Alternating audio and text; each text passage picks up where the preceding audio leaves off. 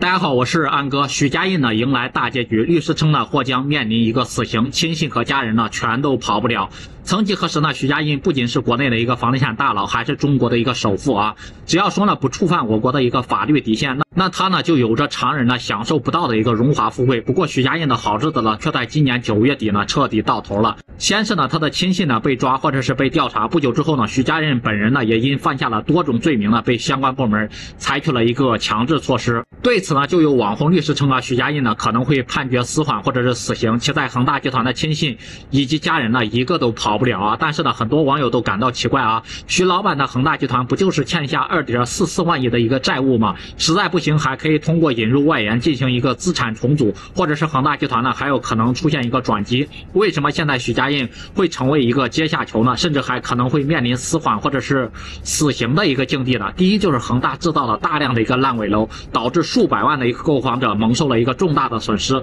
根据资料显示呢，恒大的烂尾楼的项目呢有162万套，涉及的人数呢有500多万人啊。时至今日呢，武汉、合肥等多地的购房者反映呢，还是没有拿到房子。有媒体就报道，不少的房产项目呢根本就没有动工，只是围起了一个大工地。截止到2022年底啊，恒大地产呢还欠购房者将近8000多亿的一个购房款。恒大出现大面积的一个烂尾楼的情况，不仅呢让广大业主呢蒙受巨大的一个经济损失，还让人们呢对楼市呢失去一个信心，而且开创了一个非常不好的先例啊。如果说呢不对其加以惩处啊，房地产市场秩序呢也会被扰乱。第二就是许家印呢涉嫌非法集资。恒大集团之前成立了一个恒大财富，不仅呢向内部员工募集资金啊，还曾以15%的高回报呢吸收社会资金来投资，承诺将募集来的一个资金用于恒大的各个项目之中。资料显示了恒大财富前后募集资金呢达到100亿元，结果呢投资恒大的内部员工以及社会人士呢，他们不仅没有获得相应的一个利息回报，而且就连本金呢都已经要不回来了。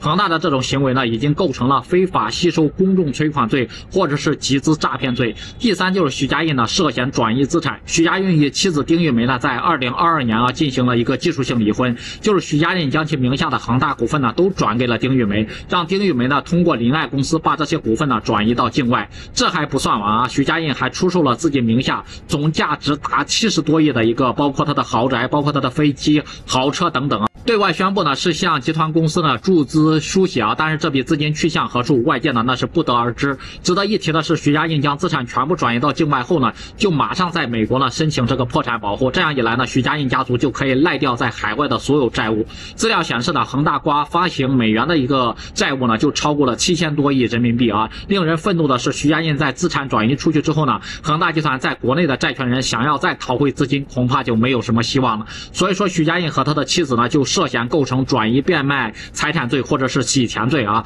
从目前情况来看，许家印和妻子丁玉梅呢都已经涉嫌犯下重罪，而且呢丁玉梅持有的恒大集团8.9%的一个股份呢也被香港的证监会呢给冻结。他的一些恒大的高管包括合作伙伴呢都是知情者或者是参与者，也要接受调查和拘留。显然呢，许家印的亲信和家人们呢都已经陷入到法网之中，难逃法律的一个制裁。那么至于那位网红律师所预测的许家印可能会被判决死缓或者是死刑，那是需要法院来判定的，而不是由网红律师说了算的。不知道对于此事你们是怎么看的？对于徐老板这个人，大家都有什么样不同的看法？也欢迎在评论区里面留言讨论。